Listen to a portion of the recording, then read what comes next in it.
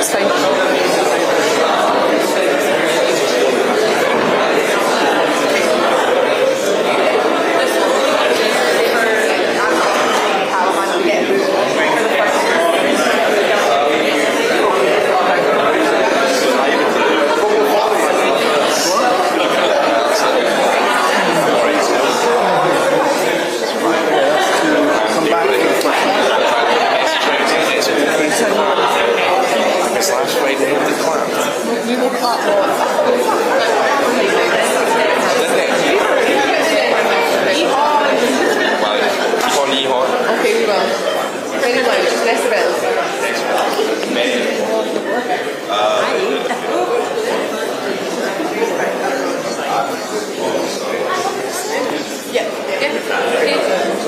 Morning, everybody. I am Chris. I'm Anne McLaughlin. I was the MP for Glasgow North East for the last 4.5 years, and I'm now the SNP candidate. And I'm delighted, really delighted to welcome you all to the old Springburn Library and Museum.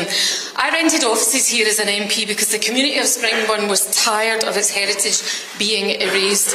In fact, just across the road from here was Springburn Public Hall, a listed building that the Labour-run council allowed to fall into disrepair and lie empty for 25 years. They speeded up when it came to demolishing it, mind you.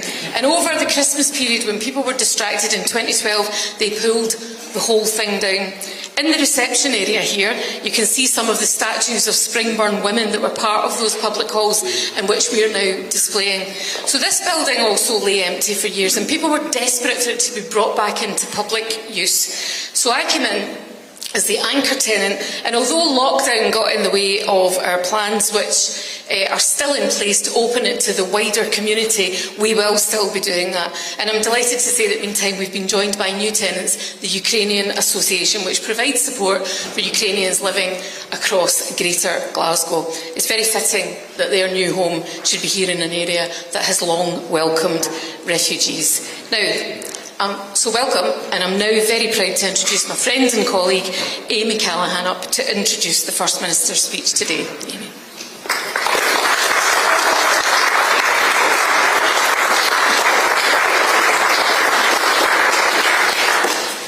Thank you, Anne. Friends, welcome to Springburn Old Library and Museum.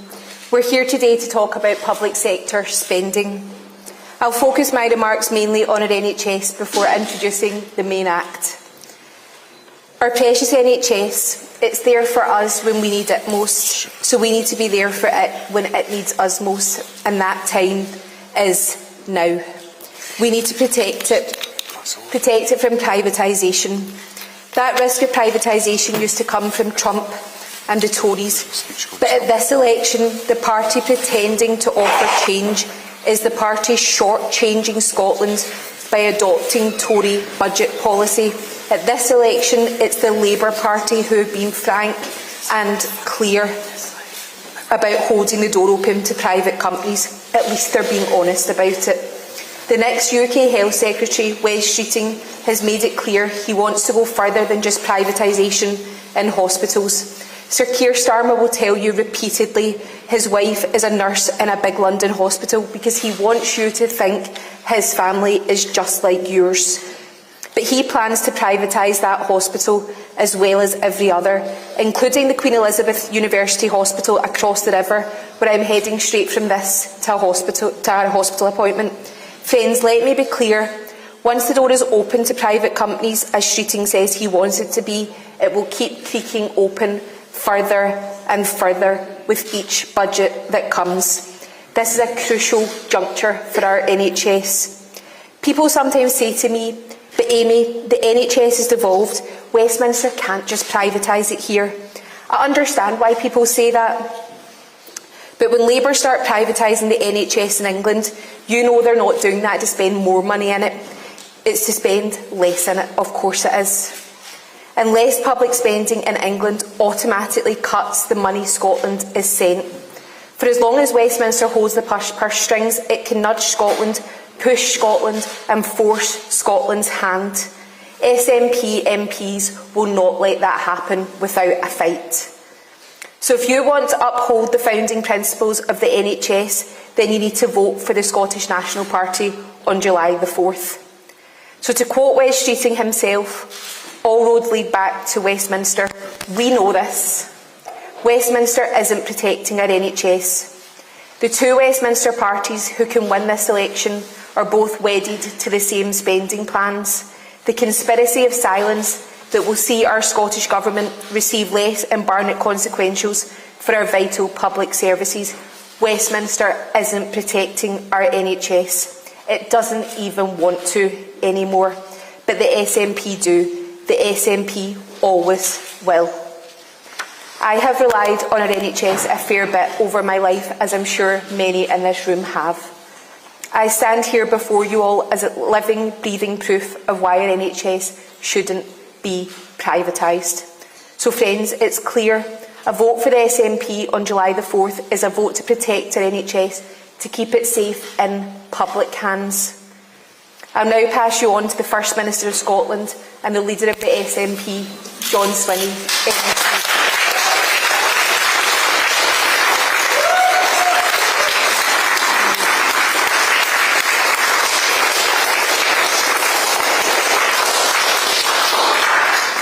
Good morning, friends. It's a great pleasure to be with you this morning. Thank you very much for joining me here in Springburn. I've been in the D-Day commemorations in Portsmouth and in Normandy. I took a very conscious decision that for the 48 hours I was involved in the memorial and observation of the sacrifices that had been made, I would essentially not engage in this election campaign, and I haven't. I have deliberately exercised my responsibilities as First Minister to focus entirely on the D-Day commemorations, and there's been plenty for me to comment about politically, but I took a very deliberate decision not to do so, so that I could fulfil the commitment I gave to Parliament and to the country that I would be the First Minister for all of Scotland. So I've taken that responsibility and that representational role to Portsmouth and to Normandy, and taken it seriously because of the importance of the events that we have all been commemorating in the last 48 hours. Being at those events and having the privilege to meet individuals who made enormous sacrifices and who went through incredibly difficult experiences to guarantee our freedom. I met Charlie Horn from Port Seaton, who was a young fisherman. He started as a fisherman at the age of 14, and he landed on the beaches in Normandy at the age of 17, and he was there yesterday. An absolutely incredible man. But listening to his story and to those of other veterans reminded me of the importance of what those individuals were fighting for. They were fighting for democracy. They were fighting for freedom. They were fighting for the ability for us to have decent democratic debate in our society, so we could be free to choose and to make our political choices about our future. And I've thought a lot about that as I reflected on the debate that took place on Tuesday night, just before I arrived in Portsmouth for the events on Wednesday morning. Because I watched the debate between Keir Starmer and Rishi Sunak, and I think as events have taken their course in the last 48 hours or so, it's very clear that the attack that Rishi Sunak made on Keir Starmer on the question of a £2,000 tax increase was baseless. It was not an argument that merited serious consideration or serious argument. It was fundamentally flawed. It was a deceptive argument. And speaking personally, if I had received a letter from the Permanent Secretary of the Scottish Government telling me not to use information in a particular way because it created that misleading impression, I would not have used it, because that's not what you do when you're a senior political leader. I've received a letter from the Permanent Secretary that tells me a whole host of things I want to set out to Parliament in the course of the next few weeks I cannot set out, because of the pre-election guidance that's in place. I am following that to the letter, because that is the right thing to do in a democratic society, so that I don't use my role in government to influence in any way the outcome of the election. That's the right thing to do. Rishi Sunak ignored that advice in the full knowledge of what the Permanent Secretary at the Treasury had said. Now, I make this point to make a deadly serious argument that this election has got to be conducted on substance. It has got to be conducted on the reality of the choices that we face and the reality of the situation that is in front of us. So that's what I want to do today. I want to make it abundantly clear that I think the attack that was levelled by Rishi Sunak was completely and utterly inappropriate in that debate, and it risks devaluing the debate that we are having, the debate that is made possible because we live in a democratic society where we can exercise choice. So for me, the real issue in this election campaign, the real fault line, the real issue that matters in communities like Springburn, where we are today, is the issue about public spending and what is going to be the impact of this election on public expenditure. Earlier this week, the director of the Institute for Fiscal Studies, Paul Johnson, who I think all of us would accept is a distinguished independent figure in the commentary about the public finances of the United Kingdom, said this: neither party, and I'm quoting from Paul Johnson here, neither party, it's the Labour and Conservative Party, is really addressing the big problems that they'll face if they win the election. The numbers that we've got from the Chancellor, which the Labour Party have not demurred from at all, imply big spending cuts over the next 5 years, unless there are big tax rises or the parties break their promises on getting the national debt down. But they don't want to talk about that, because if they talk about it, they have to talk about where those spending cuts are going to come from. Neither of them want to do that. And that is the fundamentally dangerous position that we find ourselves in today. Because in my role as First Minister, I can see the enormous pressure that there is on the public finances and on public services. I passionately want to make sure that our National Health Service can meet the expectations of every one of our citizens in our country, as Amy has so powerfully explained in her introduction to me this morning.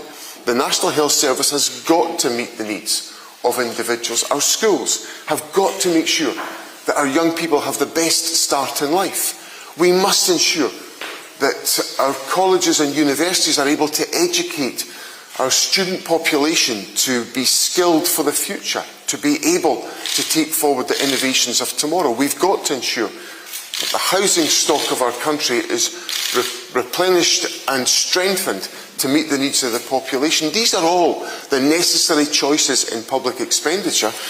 But if we go back to what Paul Johnson has said, there is the risk, not the risk, actually there's not the risk, there is the plan of significant public spending cuts from both parties, which are not essentially been faced up to in this election. When it comes to the choices that have been made, we know where the Conservatives stand on these questions. The Conservatives are hostile to public expenditure. They have practiced that for the last 40-odd years. That has been the hallmark of their existence as a party. But there's a choice for the Labour Party. And the difficulty, again in the words of the Institute for Fiscal Studies, are pointed out in this fashion. Labour has committed to the same debt rule as the Conservatives, and that rule makes no distinction between investment and day-to-day spending. It is also the rule that binds. So the Labour Party has signed itself up to a Conservative outlook on public expenditure, which is going to do significant damage to the public services of our country if they are implemented. So my warning today, as I try to create the space where we have a real and substantive discussion in this election about the choices that we face, is to warn people in Scotland that a vote for the Labour Party is a vote for the continuation of Tory spending cuts. We know what Tory spending cuts look like and what the Labour Party has signed up to. By signing up to the iron fiscal discipline that Rachel Reeves set out on her visit to Scotland earlier on this week, what that translates into is a continuation of Tory spending cuts in Scotland if there is a Labour government. And people in Scotland need to be aware of that reality. And they are going to hear that reality from me day in, day out for the remainder of this election campaign. But of course there's a choice. And the Scottish Government, the SNP Government, has exercised that choice. Because over the last few years we have taken an approach to introduce an approach to progressive taxation, which has acknowledged that people in higher earnings should make a greater contribution towards the public purse. As a consequence, there is £1.5 billion available to spend on public services in Scotland today that wouldn't be available had the SNP government not taken the decisions that we've taken on tax. And so the investment in our National Health Service can be higher than it ordinarily would have been because the SNP government has made the hard choice on tax. The investment in our schools and our colleges and universities is higher than it ordinarily could have been because the SNP government has made the hard choice on tax. And what I'm warning about today is that the fiscal discipline that the Conservatives have introduced after years of fiscal recklessness with the Liz Truss budget and all the rest of it, the Labour Party has signed up to that same fiscal discipline, and what they can't escape is the reality of what the Institute for Fiscal Studies are saying will be significant cuts in public expenditure in a whole host of different areas of policy in the years to come unless Labour take a different stance. And the thing that bewilders me about the Labour Party's stance is that the only way you can strengthen the public finances is to get the economy to perform better. And what the Tory example has shown us is that if you cut public expenditure, the economy doesn't perform well. You've got to invest. You've got to invest in the National Health Service so that people can be treated quicker, so they can get back to their work. You've got to invest in skills so that people can have the skills of tomorrow, so they can utilise those skills for tomorrow to invest in the economy. You've got to have the investment in our public infrastructure so we can undertake the major capital projects which this government has undertaken in a whole host of different areas of the country, whether it's the M74 completion in Glasgow, or the M80 completion, or whether it's the Airdrie to Bathgate Railway, or whether it's the Queensferry Crossing, or the Aberdeen Western Peripheral Route. All these major infrastructure projects that have fuelled the economy, that's come from public investment, but that is going to be cut and restricted because of the stance being taken by the Labour Party. Now, my only explanation of that is that people in the Labour Party must be so terrified of scaring off Tory voters in England that they are adopting the same approach to public policy as the Conservatives. Well, in Scotland, that's not on. We don't want that here in Scotland, because what we want in Scotland is investment to boost our economy. So there is a simple choice emerging in the course of this election campaign, which will be central to the argument the Scottish National Party puts forward in the weeks to come, is that if you vote Labour in Scotland, you're voting for spending cuts. If you vote SNP, you're voting for investment.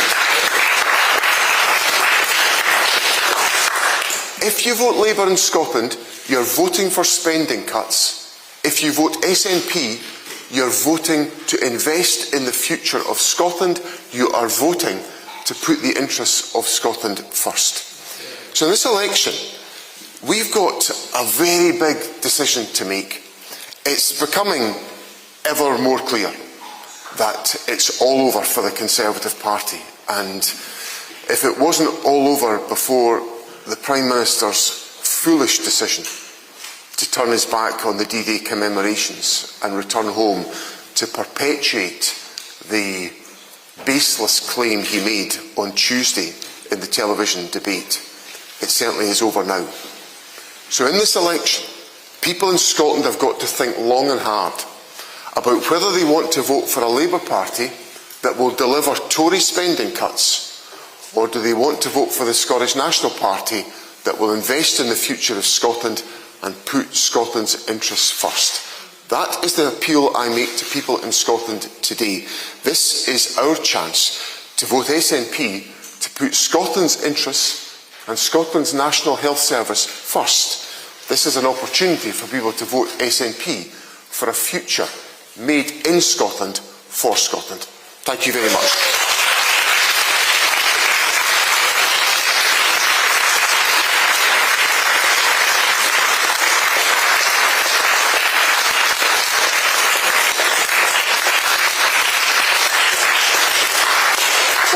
I'll now take some questions from journalists, so I'll come to Lorna Gordon of the BBC. Lorna. Mr Swinney, you mentioned towards the end there, specifically, you referenced your views on the Prime Minister's decision to leave the D-Day commemorations earlier. I wondered if you would expand on those. What do you make of that decision? I think it's a truly breathtakingly terrible decision on a number of counts. One, it was disrespectful to the veterans for the Prime Minister to leave, as he did. Secondly, there was a major gathering of international leaders at which the President of the United States, the Chancellor of Germany, the President of France and the President of Ukraine, a variety of international leaders that were present, where I would have thought the Prime Minister would have wanted, because he still remains the Prime Minister today. That's my point about the fact that I went to the D-Day commemorations as the First Minister of Scotland, not the leader of the Scottish National Party. He's the Prime Minister of the United Kingdom just now, and he should have been there to represent the international interests of the United Kingdom. And he came home to perpetuate a story which we now know to be absolutely baseless. That is not the hallmark of a Prime Minister. Ewan from STV. Thank you, Mr Swinney. Just following on from Lorna's question, really, what do you think the Prime Minister's decision tells voters about Rishi Sunak's judgment, and does his apology today go any way to repairing that? I think it tells us all we need to know about the judgment of the Prime Minister, but there's been countless other issues upon which we've seen the poor judgment of the Prime Minister, not least of which we saw some of his decisions, for example, on the Eat Out to Help Out scheme during COVID, which was a disastrous policy intervention. So it tells us all we need to know about his judgment, and I think an apology of that nature after the event is just hollow language to get the Prime Minister out of the mess that he is in of his own making. Next, so Conor Gillis. The Prime Minister's apologised, though, so surely that's the end of the matter, is it not? And secondly, now that you're back after 48 hours at those commemorations, yesterday official figures are showing that the SNP did not have a single major donation in the first part of this year. How are you funding this campaign, and is the police investigation that's ongoing putting people off donating to your party because there are trust issues? The only issue the Prime Minister, look, I've said what I've said. People can make their mind up as to whether or not an apology after the event for that particular folly is acceptable to them. To me, I think it's just terrible. I think it's disrespectful, but people make their own judgment. In relation to funding our campaign, as I said before, we receive donations from lots and lots of party members. We have more party members than all the other parties in Scotland combined, and people generously make contributions to the party on an ongoing basis. And if you've got money coming in from lots of people at small amounts, it adds up into quite a big amount. So I'm really quite happy with the way in which donations are coming into the party. I obviously would encourage people to continue to give, because we've got four let me say, 4 expensive weeks ahead of us, and we need to. So there's just a wee handy reminder to all those around about me and to the watching public. We always, we're not in any way full up with donations, but that's the funding base that we get. And as I said on Sunday, anybody wanting to donate to the Scottish National Party knows that any money coming in is going to be handled under the governance of John Swinney, and I think that should give people all the confidence they require. Now, yes. Hi, First Minister. Craig Payton from the Press Association. You spoke about the debate between Keir Starmer and Rishi Sunak. You've obviously taken part in one yourself. You'll take part in more. Do you think the idea of election debates actually sways public opinion in any way, or is it just effectively a bunch of middle-aged men yelling at each other? Well, I'm glad you've accused me of being middle-aged, Craig. But at the stage in life that I am, I view that as a positive encouragement. So if you thought you were being insulting there, you've completely missed your mark. I think there's I think these debates are a bit, the argy-bargy. I tried to say that on Monday night before we got started. I think some of the argy-bargy turns the public off. I don't particularly enjoy it.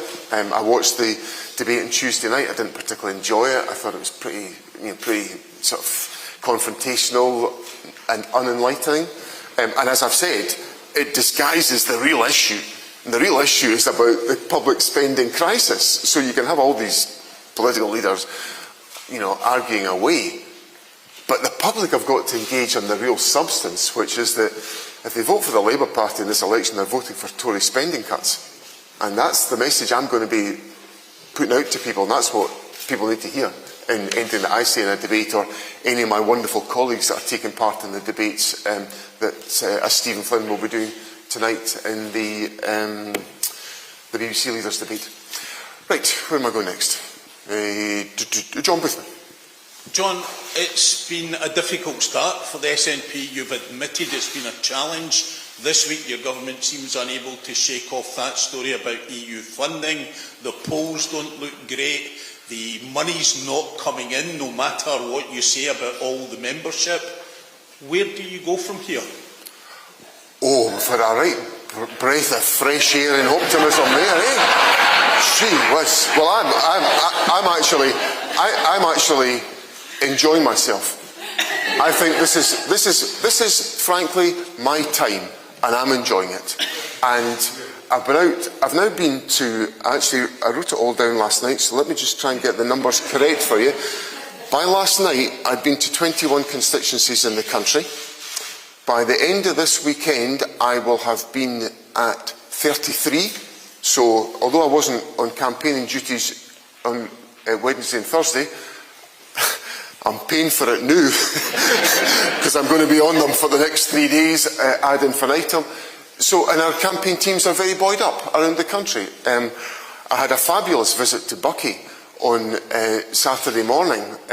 That's Buckie in the northeast of Scotland before your deeper instincts, John, take over there.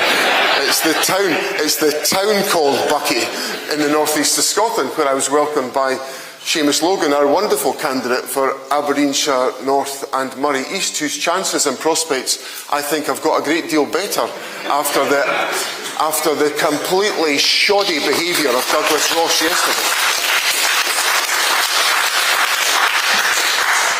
And as I said to Conor Gillis, the financing is coming into the party. I would encourage people to continue to give, because election campaigns are expensive, but the money's being well stewarded and well spent effectively. Now, who else have we got? Oh, yes, sorry. Hi, it's Andrew Quinn here from the Daily Record. Nearly 100,000 NHS operations in Scotland have taken place in private hospitals since the SNP came to power in 2007. So how can you accuse Labour of privatising the NHS when you've already done it? Well, we've not. That's what we're doing there, is trying to use additional capacity to reduce waiting times where that is a possible and practical option. But, well, will I tell you why?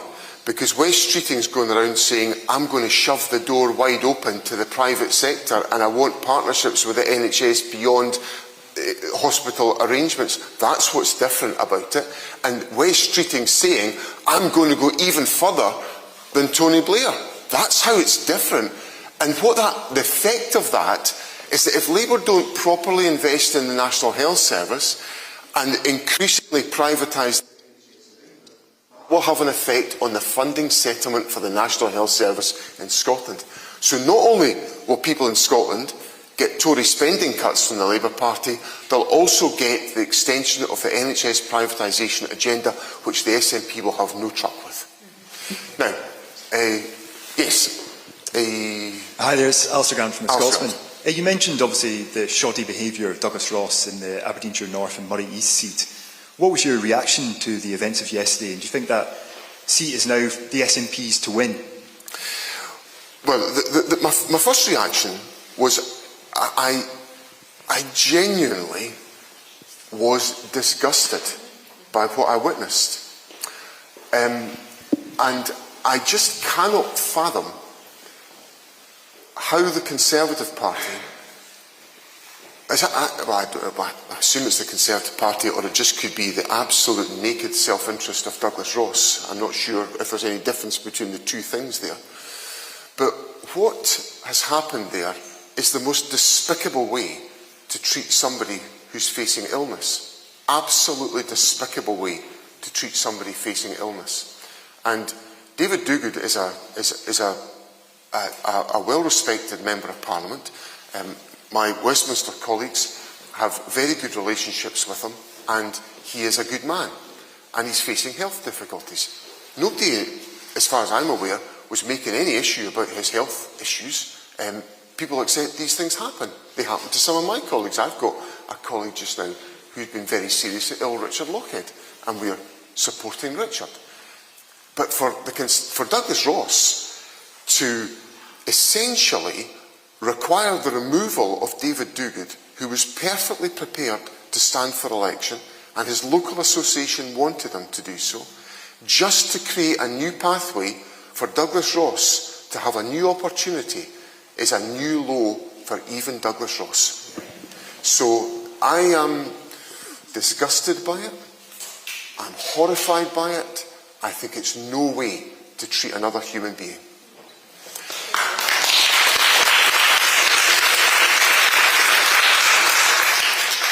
Conor Matchett. Hi, John. It's Conor Matchett from the Scottish Sun.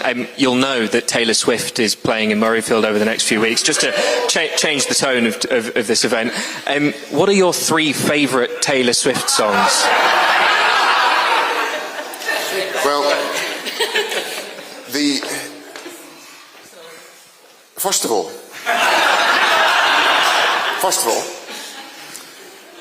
I really welcome Taylor Swift's journey to Scotland, and the fact that her tour is starting off in Scotland. I think that's a massive, exciting opportunity. The fact that the most beautiful place on the planet, Loch Tay, has been renamed Loch Tay, creates a new bond between me and the Swifties. As I represent Loch Tay, so I'm delighted that, or Loch Tay, as I'm being corrected, Loch Tay. So so that's absolutely fantastic, and I do feel that bond with the Swifties really strongly. And my very favourite Taylor Swift song is, and you'll appreciate this, is You've Got to Calm Down. Right, where are we going next? Andrew. Thanks, John. Andrew Lemon from the Herald. Polling out today from True North, who, by the way, donated some money to Labour, even though they're both SNP staffers, or former SNP staffers. But True North is saying that 51% of Scots will back or are supportive of GB Energy and believe GB Energy will lower energy bills. Keen to get your thoughts on that.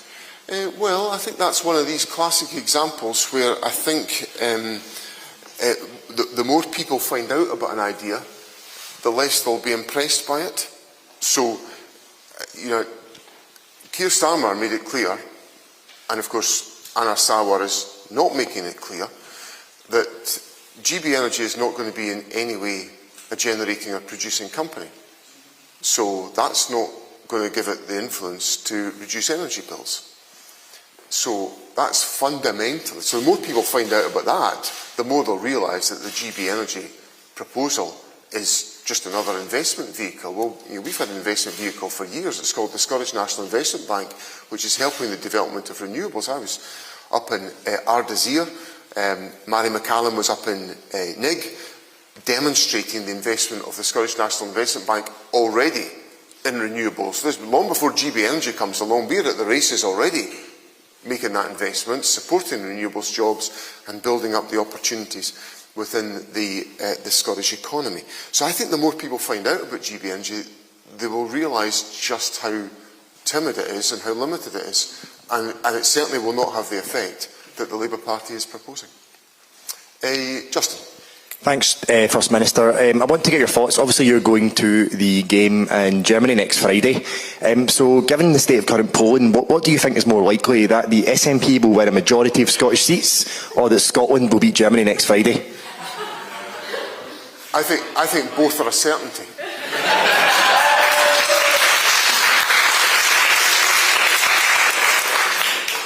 Where am I going next? Hello, it's Mark Howarth from the Daily Mail. Returning to public spending, the European trade union movement has accused the European Union of being addicted to austerity. The new fiscal rules that are being introduced are forcing spending cuts on every single member of the European Union, billions of pounds of cuts in each country. And that's to reduce a budget deficit of an average of 3.5% down to 3%. Scotland's deficit is 9%. Now, you've pledged to take Scotland back into the European Union. So have you spoken to the European Commission and asked for an exemption and got a guarantee of an exemption from these fiscal rules? And if so, what was their answer? Well, we've obviously, we're not in a process of negotiation with the European Union at this point. I would like us to be when we're in the position to advance our interests for Scotland to rejoin the European Union. But obviously, the first thing we've got to do is to establish Scotland as an independent country. And the shortest way to do that is to make sure the SNP have the highest vote possible in this forthcoming Scottish parliamentary election, and that's what all these fine people are working to achieve at the election on July the 4th. Right, is that anyone else? One more. Yes. I'm Dave Walker from the Express. Poland, Westminster Poland is looking a bit bleak for the SNP right now. It says there's going to be a wipeout in Glasgow. What does it mean for the party if you do lose all the seats in a yes city like Glasgow? And if you do win seats, how can you help the fact that city is in a state, there's rats everywhere and there's rubbish everywhere? Well, it's another outbreak of enthusiasm and optimism from in that question. Look, the election will take its course. We'll get lots of opinion polls. I've seen opinion polls in the course of this campaign that ranged from the SNP getting seats as low as 7 and as high as 35. Now that's quite a big range. I'm used to dealing with numbers. That's a big range. So I think we should just get in about the election campaign, give it our best and let the voters choose. But what the voters can rely upon is the SNP will fight a positive election campaign, warning them of the dangers that will come from the election of a Labour government, because it will mean Tory spending cuts, but a positive vision about investment in our National Health Service and the election of SNP MPs who will put Scotland's interests first, determined to make sure that we create a future made in Scotland for Scotland. And that's an inspiring message, and I think it'll be successful. Thanks all very much. Thank you.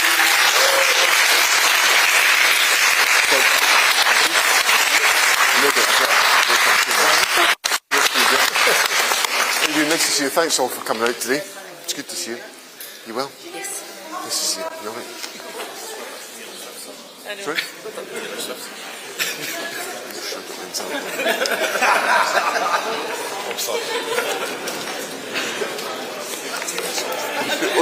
Is that my folder? Thanks. I was in here. Right. How are you? How are you? Right. Nice to see you. You all right?